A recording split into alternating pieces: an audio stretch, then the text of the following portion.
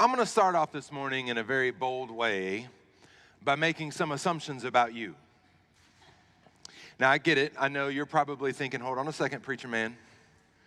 I know what happens when you start making assumptions and you start assuming things. I don't want that for you or for me. We're in the Lord's house.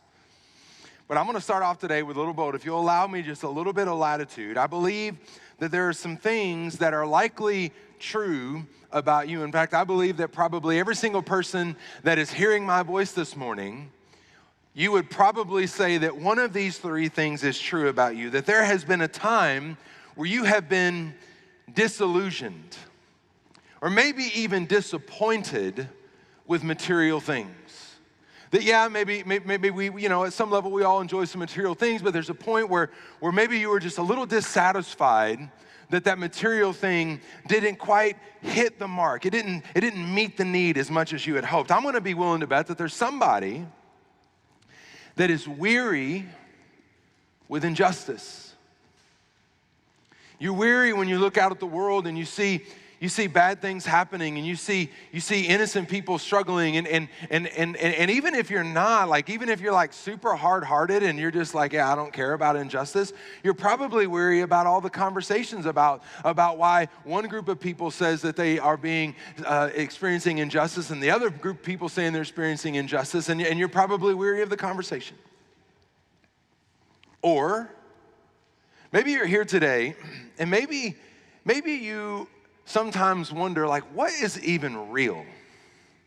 And maybe you were one of those people that was thinking that before AI became a thing, but now AI is a thing, and now we're experiencing deep fake videos, and we're constantly having to ask ourselves the question, is that real? Or is it not? The truth is that at some point we begin to wonder some things about life, and I believe that if any one of those three things I just mentioned resonates with you in any way, I want you to know I'm so glad that you are here today.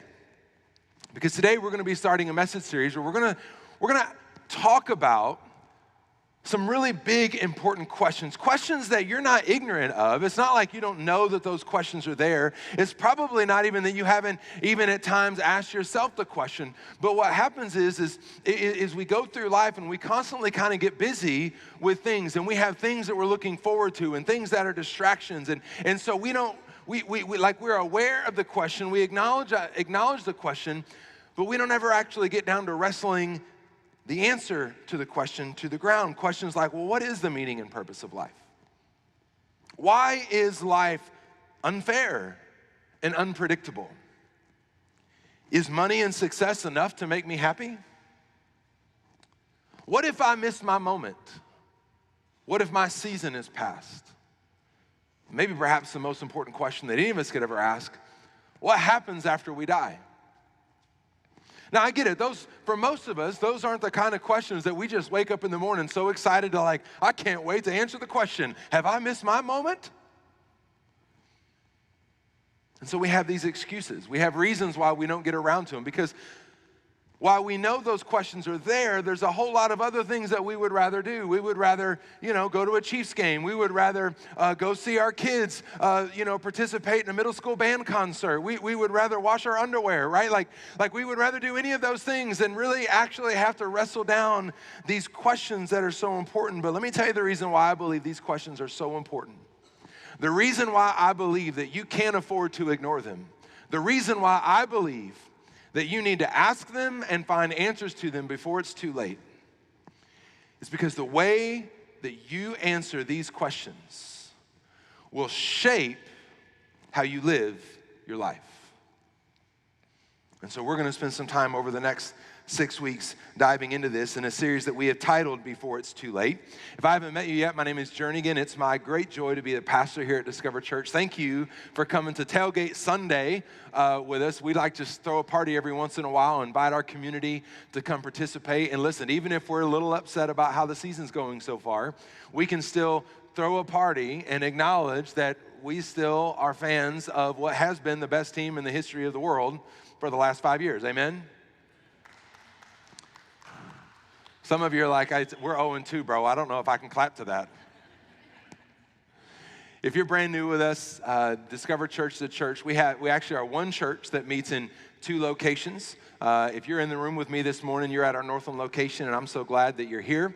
But we actually also have a group of people that are gathered in another room on the other end of the Northland over in Liberty. We sometimes say it this way, that we're just 2 rooms all a part of the same house. But we got a group of people over in Liberty this morning that are dialing in. Northland, would you put your hands together and welcome all of our family over in Liberty that's dialing in with us today? So today, here's what we're going to do. Today, we're going to ask this question. This is the title of my message today. What is the meaning and purpose of life? And some of you, like super grammar hammer people, are like, meaning/purpose? Why can't you just pick one? Actually, I had some people on my staff ask me that question this week, and I said, I ain't doing it. We're going to talk about both meaning and purpose because they're different. But that's the question that we're going to ask today, and I'm going to try to provide an answer from God's Word. We're going to be in the book of Ecclesiastes. If you have your Bible, you can go and turn there. I'll give you a moment to look it up in the index at the beginning of your Bible. It's not a book that you turn to very often. If you grew up in church, or if you grew up, if you're a student of the Bible, you know of the book of Ecclesiastes, perhaps you know it has a bit of a reputation of being a little bit of a downer. A little bit of a depressing book. It's not particularly the most encouraging book. It's sometimes considered really negative and depressing. But what if I told you that the most cynical book of the Bible was actually one of the most hope-filled and practical books of the Bible? I believe that you're going to learn that as we go through this study over the next several weeks. And if you're here with us today, and maybe you're brand new to church, maybe you're just completely unsure about the whole Jesus thing, maybe like you know about a Bible, and maybe you read a couple of verses, but you didn't even know that there was a thing called Ecclesiastes. Can I just say, like, first and foremost, I'm so glad that you're here. We started our church primarily to reach people who didn't know everything there was to know about God and everything to know about the Bible, everything there is to know about Jesus. We started our church to reach people who didn't have their life all cleaned up and polished, that don't always feel like they got to show up in their Sunday best in every area of life, because when I studied the life of Jesus, Jesus seemed to care a whole lot more and want to hang out with those kinds of people, you kind of people, than the people who have everything all put together and polished and good. And I just want to let you know you're in really good company today, because regardless of how much we do or don't look like we have some things figured out, the reality of it is that every single one of us at one point were really far from God and didn't have our life all together. But some of us have just met Jesus, and he's begun to put some pieces back together, and we begin to experience a little bit of hope. And we're just glad you're here so that you can learn from us what we have learned from Jesus. Amen? And so I'm glad that you're here today. Ecclesiastes chapter 1 is where we're going to start. Hey, if you don't have a Bible, we're going to have the verses on the screen. That's okay. We got your back. I don't have your back. Our tech booth has your back. Can we give it up for our tech booth and for what they're doing to make us look good, sound good, feel good? Ecclesiastes chapter 1. Let's switch it up today. Ecclesiastes chapter 1, if you're with me this morning, then finish this sentence. How about those? There we go. Ecclesiastes chapter 1, it says this, "In the words of the preacher, the son of David, king in Jerusalem." What's happening here? This is telling us who wrote the book of Ecclesiastes. All of the Bible was written by different people, but it was all done by the inspiration of the Holy Spirit, meaning that God moved and worked in people to write certain things down. And this is telling us that the writer of Ecclesiastes is the son of David, who is the king of Jerusalem, which we know historically was a man by the name of Solomon. And the reason why this is important is because in 1 Kings chapter 3, we see something shortly after Solomon becomes king. God shows up and has a conversation with Solomon. And God's like, listen, Solomon, I care about Israel. I care that you're the king. I want you to treat my people and lead my people well. So what is it that you would ask of me? And Solomon, instead of asking for money and fame, and instead of asking for him to have a really long life, Solomon says, listen, God, I just need wisdom. I need wisdom to be the king over these people. And it pleased God's heart. And you can actually go back in 1 Kings 3 and read the conversation. God says, because you asked for wisdom and you didn't ask for fame and you didn't ask for fortune, then here's the deal. I'm just going to give all of it to you. I'm going to give you wisdom. You'll be the wisest person that's ever lived. I'm going to give you fame. People are going to know you all over the known world, and I'm going to make you rich beyond your wildest dreams.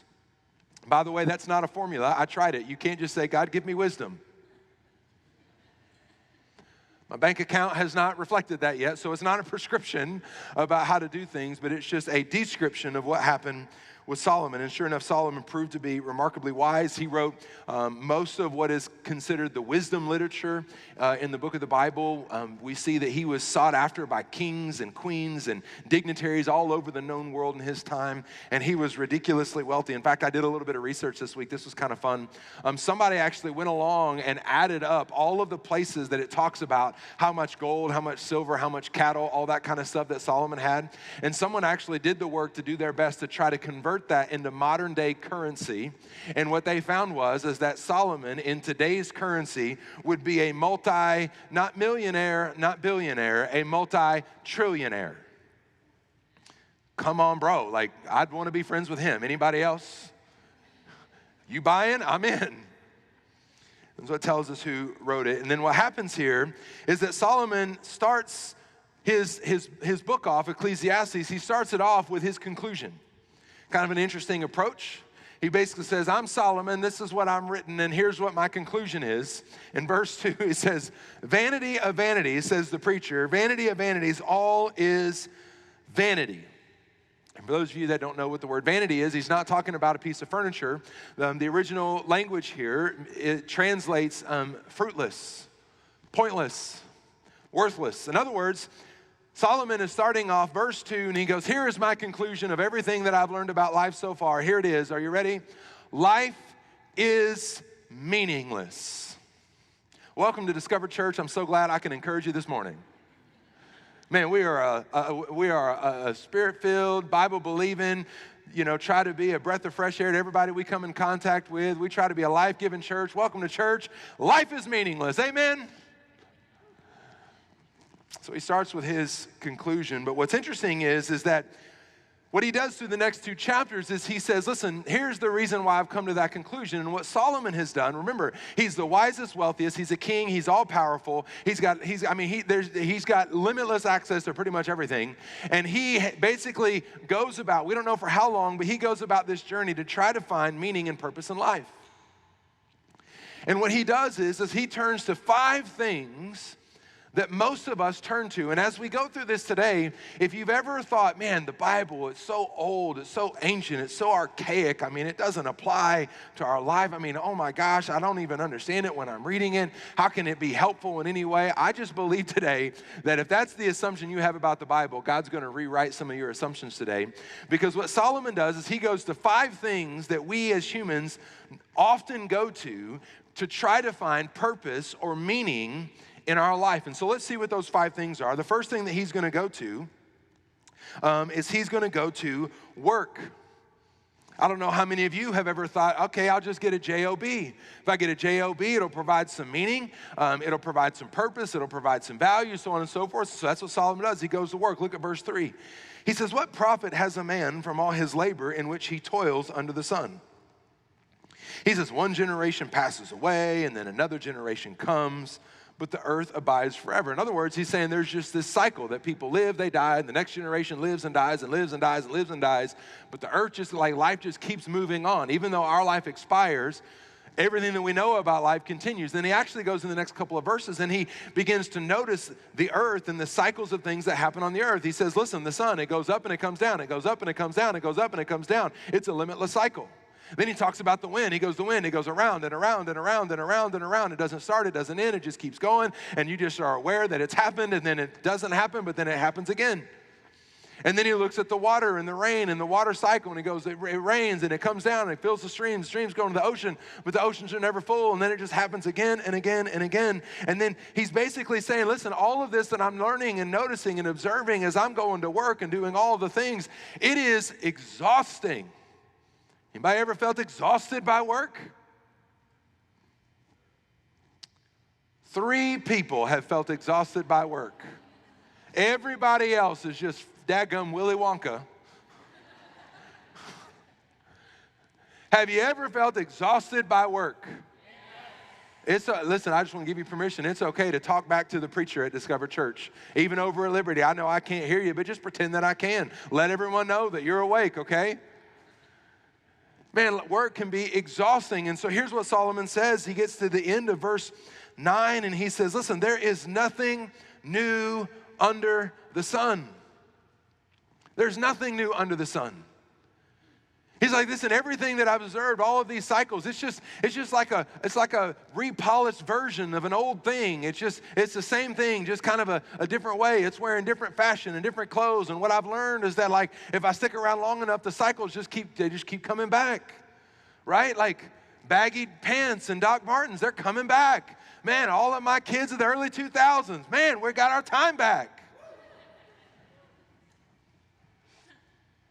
Then he goes to verse 11. He says, there's no remembrance of former things, nor will there be any remembrance of the things that are to come by those who will come after us. In other words, he's saying, listen, I'm just noticing this. It's just this never-ending cycle. There's nothing new under the sun, and then nothing new happens. It's just a repolished version of an old thing. And then once it's gone and we're gone, then nobody remembers us or it. It just keeps happening and happening and happening and happening and happening. You know what he's talking about? He's talking about the treadmill of life.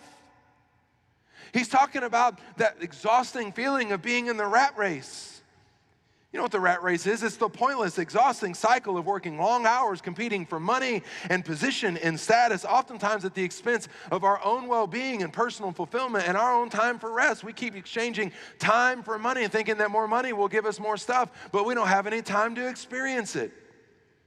Man, I'm just wondering, does anybody resonate with any of that this morning? And so Solomon says, here's what I've learned, that work is exhausting. It's meaningless. And so then he turns to something else. He turns his focus. I love the progression here. He turns his focus to something that maybe is a little bit more, highbrow, a little bit more refined. And so he turns to wisdom. And look what happens as he turns to wisdom. Look at verse 16, he says, I communed with my heart, saying, look, I've attained greatness. I've gained more wisdom than all who were before me in Jerusalem, and my heart has understanding and great wisdom and knowledge. Verse 17, and I set my heart to know wisdom. Now, what he's talking about here with this wisdom is he's talking about the pursuit of academia. He's talking about the pursuit of academic and philosophical knowledge. He goes, listen, I'm just trying to learn everything I can under the sun. But what he doesn't do is he doesn't turn to godly wisdom. He doesn't turn to godly perspective. He doesn't turn, God, what do you think about this? God, what do you say about this? God, help me understand this. Instead, he just keeps trying to read more books and learn more things and go to more seminars and, sit in more like informative Zoom calls that are supposed to be really helpful, but the first 45 minutes is meaningless because we're all saying hello and trying to sell me something. And finally, I get to the last 15 minutes where it's helpful, and I've done checked out, like, bro, you lost me. And so he tries to learn and grow knowledge in everything that he can. He says, so I set my heart to know wisdom and to know madness and folly. And I perceive that this also is grasping for the wind. He goes, I tried to learn everything that was funny, and I tried to learn the difference between what was funny and what was foolish. I even explored all of the stupid things. And here's what I learned. It's grasping for the wind. Verse 18. He said, for in much wisdom is much grief, and he who increases knowledge increases sorrow. Let me ask you a question. Have you ever known a thing but wish you didn't know it? You learned a thing and you wish you didn't learn it? That someone told you a thing and you wish that you were never told? You see, that's what he's talking about here. He's saying, listen, it just seems like the more wisdom that I got, the more grief that I had. And the more knowledge that I got, the more sorrow that I had. Why? Because now I'm learning why certain problems exist, and I'm learning that I now have a responsibility to fix some of those problems because I know how to fix them. In other words, what he's saying is that wisdom equals sorrow. It's not particularly helpful. There was a time where he was just blissfully ignorant about things, but now he can't be. I can't help that I know what I know, and now I have a responsibility to do something about what I know. And so then he turns another corner. And he goes, man, forget wisdom. I'm done with wisdom. Here's what I'm going to do. I'm going to pleasure. I'm going to go have some fun, going to have some fun, going to see what we can do. And this is what he says. He says, we go to the beginning of Ecclesiastes chapter 2. He says, so I said in my heart, he's frustrated by what he's learned so far. He says, come now, I will test you with mirth. Now, that's like a weird old word. We don't use that word very much. Basically, it's a fancy way of saying pleasure. He says, therefore, enjoy pleasure. But surely also this was vanity. So now he sets out to enjoy all of this pleasure. Then he gets to verse 2 and he says, and I said of laughter, I've done all kinds of stuff that made me laugh and I had fun, but I call it madness. And of mirth or pleasure, he asks the question, what does it accomplish? And then he tells us, like, well, what is the extent to which you explored pleasure, Solomon? He goes, I'm so glad that you asked. Let me tell you, verse 3. He says, I searched in my heart how to gratify my flesh with wine, and while guiding my heart with wisdom, and I lay hold of folly. Basically, he's saying, I drank something and did something stupid. You don't have to raise your hand this morning at church, but some of y'all know exactly what we're talking about here. And he tries to offset it, which I think is kind of funny. Basically, I got drunk, I did something stupid, but I still had my wisdom. Like, well. It says, and then I tried to lay hold of folly, till I might see what was good for the sons of man to do under heaven all the days of their lives. In other words, let me translate this in bro talk, fellas. He basically said, I just pretty much lived with a mindset of hold my beer. Watch this. Then he skips down to verse 10. He gives us a little bit more commentary.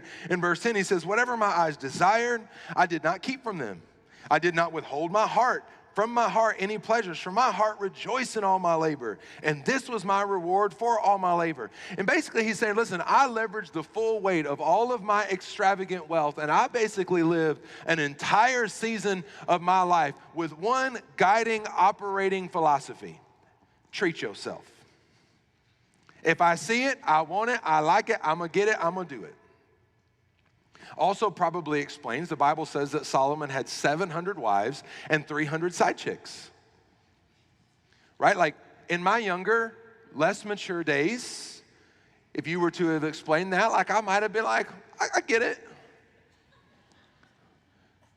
I'm not so young anymore, I'm happily married.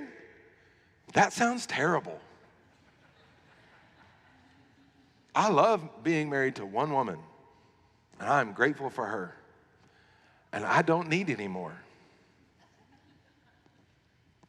Solomon comes to the conclusion. He asks the question in verse 2, what does it accomplish? In other words, he's saying, here's what I've learned about pleasure. Pleasure is empty. And see, here's the thing. You've been there too.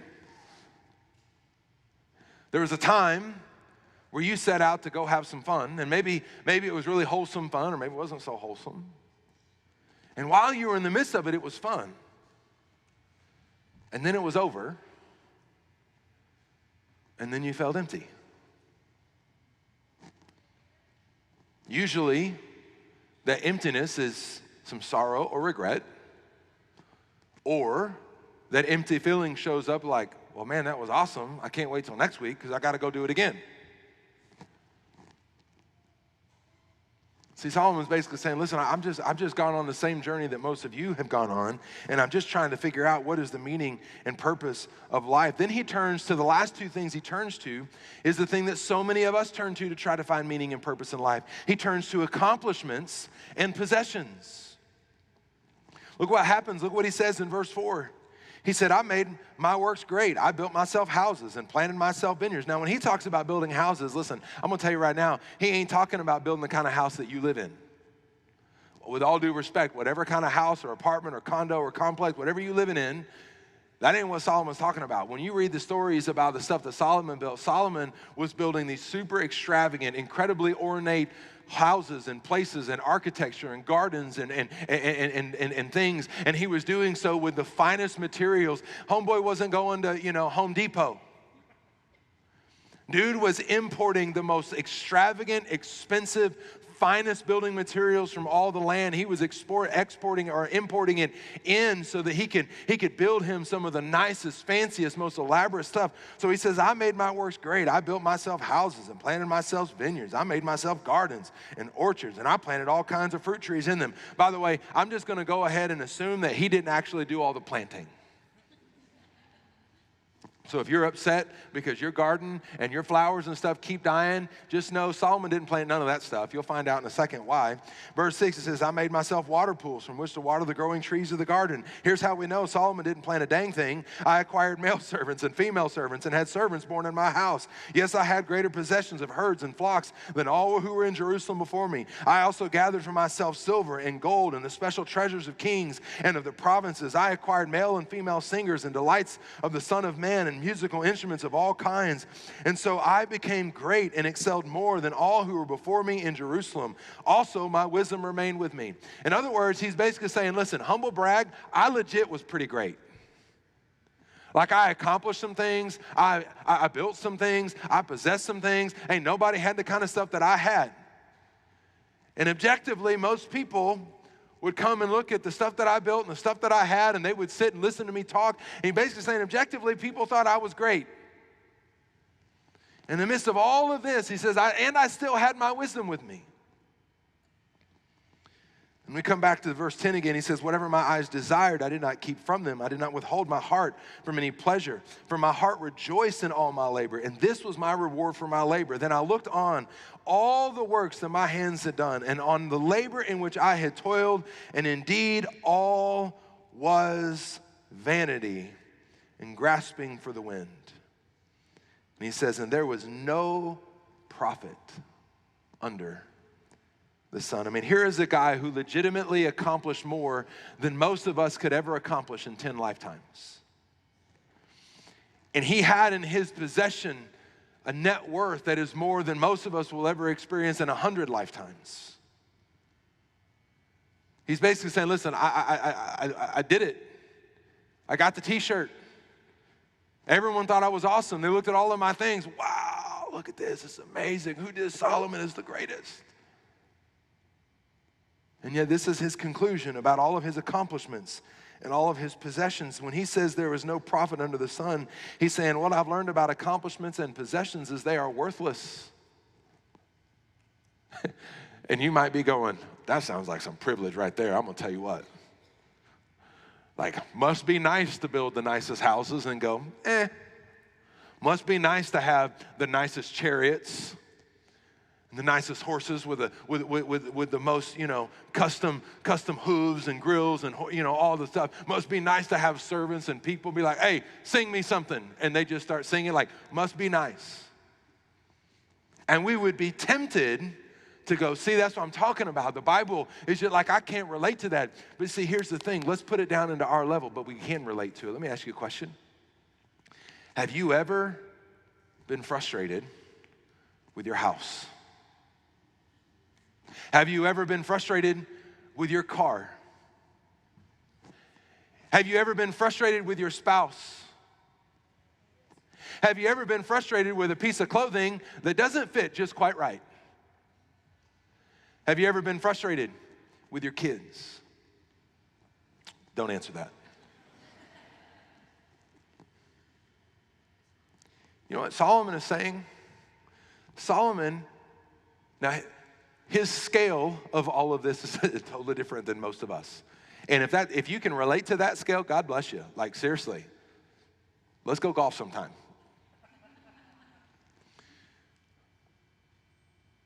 But what Solomon is doing is he's tapping into the reality that we all have accomplishments and possessions that we worked for.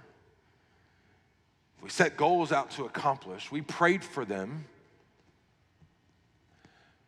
And at some moment, the thing that you prayed for, hoped for, believed for, worked for, and were so over the moon excited when you finally got it,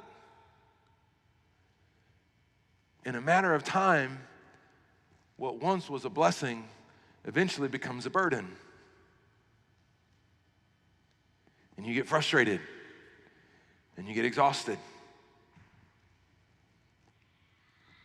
And in so doing, you can perfectly connect and resonate with exactly what Solomon is saying here. Like, I thought having the house was going to make everything awesome. Well, why am I so frustrated every time I have to do some work to fix it? This car was great, but you get frustrated with it before you even finish the payments on it. The man or the woman that you prayed for and at one point were over the moon about and like, oh my gosh, I just get these feelings in my stomach every time that we're together. And you know, guys don't like to admit that, but we get that too. I get those feelings and now all of a sudden like, man, woman, what's the matter with you? Dang it, man, why are you so exhausting? And Solomon's saying, listen, here's what I've learned. At some point, there's no profit in it. And so now Solomon gets to the end of this, and now he starts kind of going back and revisiting some things, right? Like, so like he was like, I'm going to try this, I'm going to try this, I'm going to try this, I'm going to try this, and none of it's working. So let me go back and revisit some of the stuff that I've already tried. And we see in verse 12, that he revisits all of what he was thinking about with wisdom. It says, then I turned myself to consider wisdom and madness and folly. He goes, okay, let me revisit the wisdom thing, because maybe I missed it. And over the next couple of verses, he basically says, what I've learned is it's better to be wise than to be a fool. And if you don't know that, then I would encourage you to read those few verses, but I don't have time to break that down today. And then he gets to verse 15, he says, so then I said in my heart, I learned it's better to be wise than to be a fool. But then I said, as it happens to the fool, it also happens to me. And why was I then more wise? He basically saying, what was the purpose of being wise? He says, this also is vanity. Look at the next verse. Here's the reason why. And how does a wise man die? As the fool. Doesn't matter if you're wise, if you're a fool. We all gonna die. So what's the point? What's the purpose? What's the point? And then he goes, and he begins to consider a little bit further. Look at verse 17. He's so exasperated. He says, therefore, I hated life, because the work that was done under the sun was distressing to me. For all is vanity and grasping for the wind. Like he's got to the end of all of this exploration and all of this, been there and go there and get that and try this and look here and look there and look under this rock and try to figure it out, try to make it happen. He goes, I'm so exasperated. He goes, I just hated it all. You know what this sounds a lot like? It sounds a lot like something Jim Carrey said a few years ago when he says, I think everybody should be rich and famous and do everything they ever dreamed of so that they can see that it's not the answer. Who knew? Jim Carrey was so wise.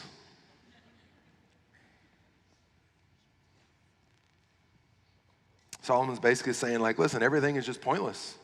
It's meaningless. Like trying to grab a hold of the wind. Listen, this is going to be a little stupid, but will you indulge me for a second? Will you try to grab the wind with me real quick? Just reach out and try to grab it. Just all together now. 1, 2, 3. Now let's see what we got.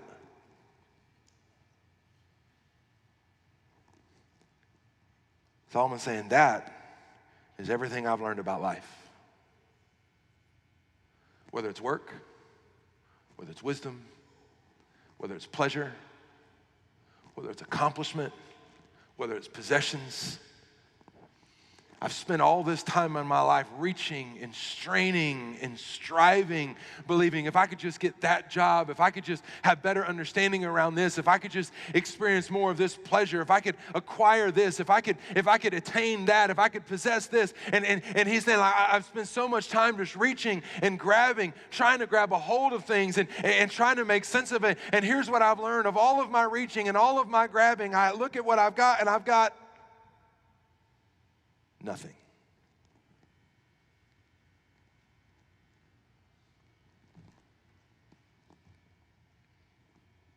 Then he revisits all of his accomplishments and everything that he has done in his life so far. Verse 20, therefore I turned my heart and despaired for all the labor in which I had toiled under the sun.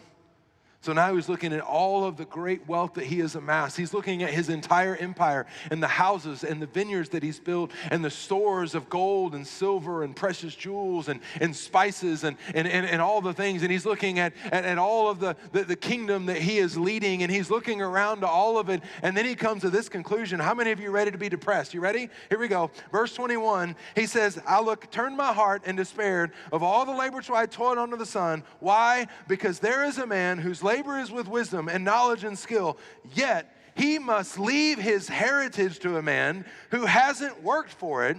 This also is vanity, and not only is it vanity, it feels like a great evil. It's like, what's the point of all of this? I'm going to die, and then I'm going to give it to somebody who didn't earn it. Listen, we've seen that story play itself out hundreds and hundreds and hundreds of times. The first generation works hard to try to build something of meaning, of value, something that matters, something that is worth it. And then they retire or they die and they go away, and then they turn it over to the second generation. But you know what the second generation didn't do? The second generation didn't bleed for it. The second generation didn't cry for it. The second generation didn't pray for it. The second generation didn't work for it. The second generation didn't sweat for it. They just showed up and just received it. And what so often happens because they don't appreciate it, it gone. And so then he gets to verse 22. He says, so for what has man for all his labor, and for the striving of his heart with which he has toiled under the sun? I believe that word striving perhaps is the most critical word of these two chapters. Because if there is a word that better connects, there is no other word in this passage that better connects to the reality of so many of us to Solomon. It's that we're striving for something that we don't have, believing that once we get it, it'll make everything not just better, but it will satisfy the longing in our soul, to fill the void that is deep down inside of us.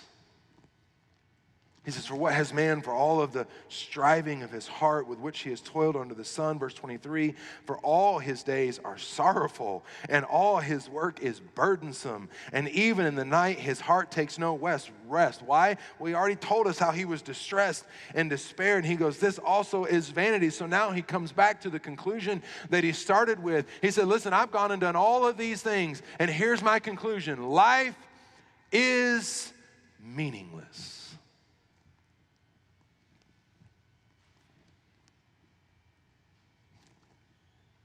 Except. You see, he doesn't end his writing there. He continues for a few more verses because what he's going to do now is he's going to now begin to provide for us the exception to the rule that life is meaningless. You see, in the midst of everything that he's tried and everything that he's acquired and all of the wisdom and the pleasure and the work and the accomplishment, in the midst of all of it, he said, listen, ain't nobody done it better than me. And what I found is that all of that is meaningless except, or unless, you learn the one thing that I learned in the midst of it. Look at verse 24.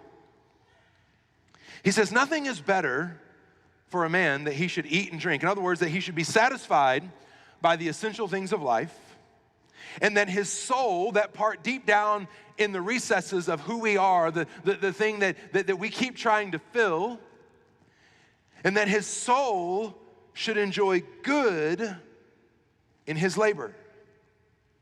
In other words, he's saying, listen, there's nothing better for a man than to be able to enjoy the simple things of life and to be able to enjoy the good of his labor. And you're probably thinking, but hold up, wait a second. I thought he just said that all of the byproduct of all of that labor is meaningless. And it is. But then he says, this also I saw was from the hand of God. In other words, what he's saying is that there is a gift that only God can give us that we can never find in this world. That if there's nothing better than for a man than to eat and drink and enjoy the simple things of life and to be able to enjoy the good of his labor, you can't do that on your own. It is a gift that comes from the hand of God that provides you the ability to be able to sit down and relax and enjoy the simple things, to be able to enjoy the journey, to be able to enjoy the byproduct. The point and purpose is not that you just keep acquiring and adding and stacking more. The purpose, the secret is that you begin to understand what it means to be able to enjoy life along the way. And the secret to enjoying life along the way is learning that you can't figure that one out on your own. It is a gift that comes from God alone that he gives to man.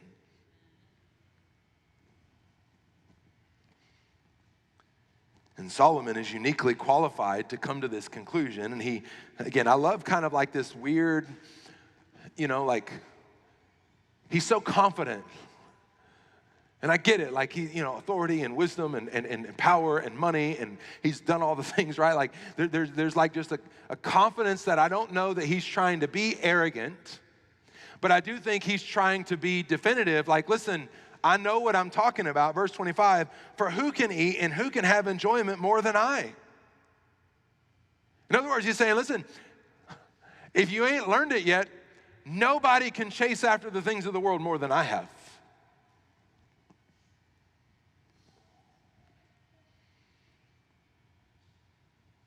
And in so doing, I believe that Solomon is attempting to refine his conclusion. I think he intentionally begins Ecclesiastes 1 by saying life is meaningless, and he works through everything in chapter 1 and chapter 2, because at the end of chapter 2, he's trying to provide he's trying to bring a little bit more clarity to help us understand that life without God is meaningless. That you can't work your way to value and purpose and meaning. You can't learn your way to purpose and meaning. You can't pleasure your way to purpose and meaning. You can't accomplish or possess things that are going to bring you purpose and meaning to your life. That if you try to do that and you try to do all of it apart from God, then you're going to learn the same thing that Solomon learned. It is meaningless without God.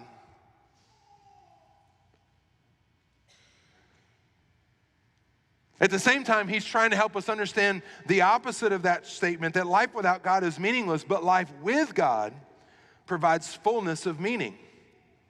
What does that mean? Look at verse 26. Remember, he's talking about the gift that God gives, and now he's going to explain the gift that God gives. He says, for God gives wisdom and knowledge and joy to man.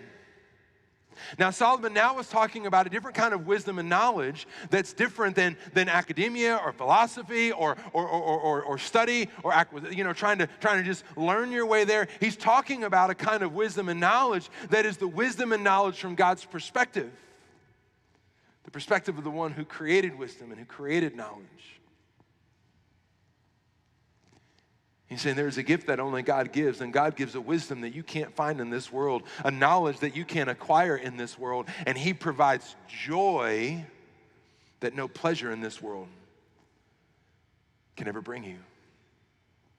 You see, all of the pleasure and acquisition and accomplishment and possessions, they can provide happiness,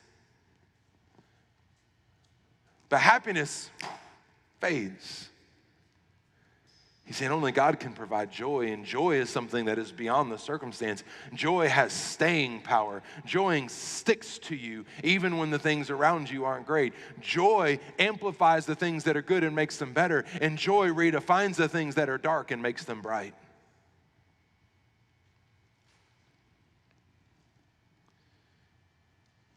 But there's a problem with Solomon's conclusion. He says, for God gives wisdom and knowledge to a man who is good in his sight. You see, this wisdom and knowledge and joy, it's not, everyone doesn't have that. No, it's a gift that God has given, and he's only given that gift to the man, to the person who is good in his sight. Now see, there's a problem. Because Jesus makes abundantly clear in Mark chapter 10 that there is no one good but God.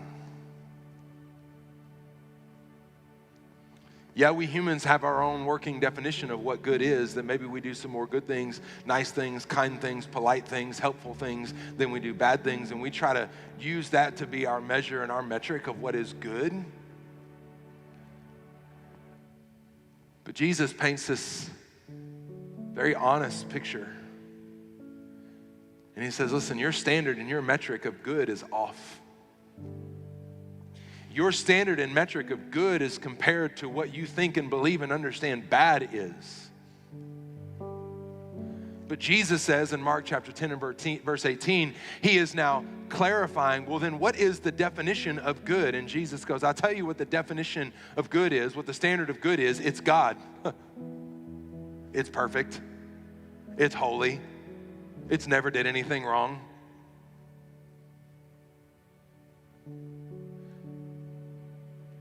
So Solomon is saying the gift of God to bring meaning and purpose to life, it's only given to those who are good in his sight. And if Jesus says that none of us are good, then we're all screwed. I guess Solomon is right. It's all meaningless.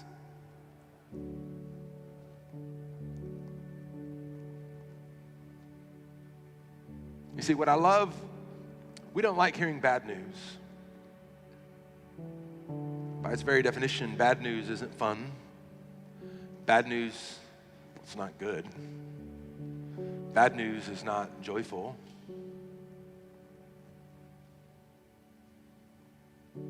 But what makes bad news good is it helps us to appreciate what the good news is. And the good news is that God knew that he was the only good. And Romans chapter 5 and verse 8 says that, but God demonstrates his own love towards you and to me, that while we were still not good, Christ died for you.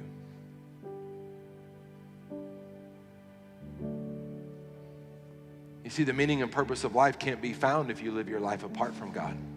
It can only be found if you begin to live your life with God. And once you begin to live your life with God, your life begins to take on the fullness of meaning and purpose. And the only way that we can figure out the answer to the problem, if God is good and I am not, then how do I get to God's good side? The answer is you can't work your way there. The answer is you can't learn your way there. The answer certainly isn't you can't pleasure your way there.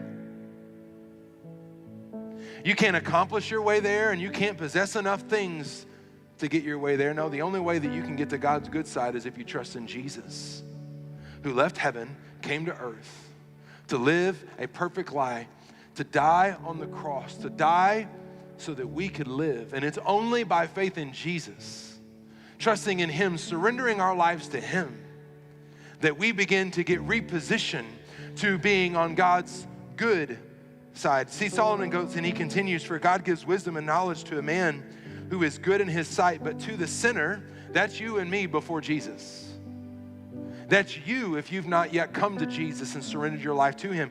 But to the sinner, he gives the work of gathering and collecting that he may give it to him who is good before God. In other words, all of your work and all of your effort is meaningless, and it will never have meaning. It'll never have value. In fact, all of the grand total, the summation of all of the meaning and the purpose and the value of your life, you are going to go away, and every meaning and purposeful thing that you thought you were doing ultimately is going to be handed to someone else, and it also will be meaningless, and it also will be purposeless unless that person that it is given to is connected to God through Jesus.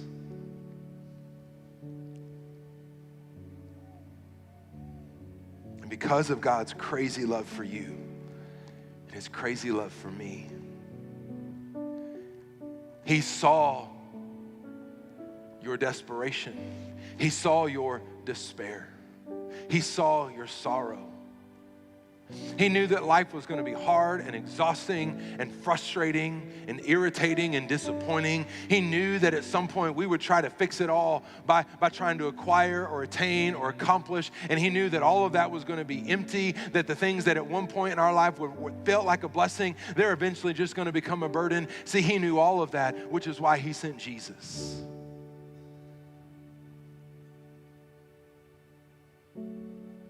He sent Jesus so that we can begin to answer life's biggest questions. And over the next several weeks, we're going to continue to answer some of those questions, like, is money and success enough? How do I know what's true in this confusing world? What happens after I die? Next week, we're going to ask the question, why is life unfair and predictable? So, sorry, we didn't get to all of those today. You're going to have to come back next time.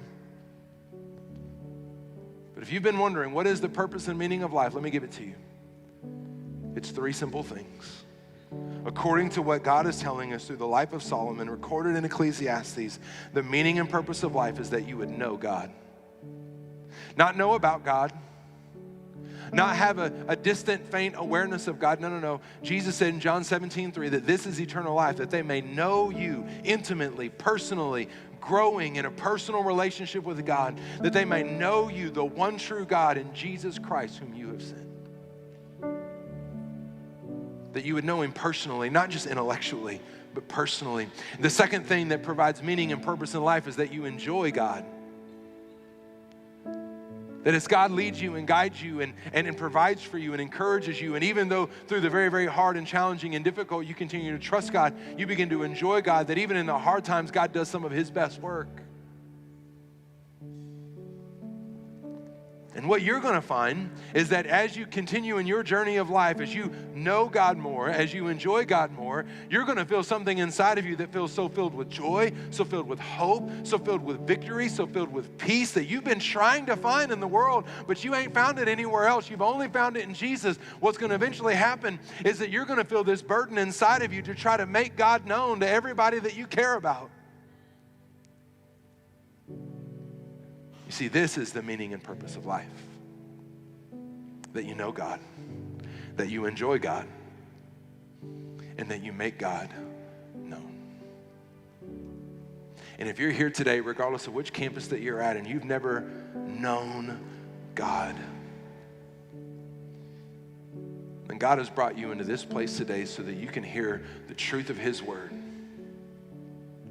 that echoes with something that you know is true deep down in your soul, that it's all meaningless. I mean, I don't know about you, but when I read Ecclesiastes 1 and 2, I felt like it could have been written last week. I feel like it's reading my journal. And God has simply brought you here to know life is meaningless if you live it without me. But if you'll come to me, if you'll trust me, if you'll live life with me, then I will provide the fullness of meaning and purpose in your life. And the only thing that separates the people who experience the life is meaningless from the life who is full of meaning is a simple decision to surrender your life to Jesus and say, Jesus, I'm done doing it my way. I'm ready to try it your way. And I love today to give you an opportunity to do that. Would you bow your head and close your eyes with me at both of our locations?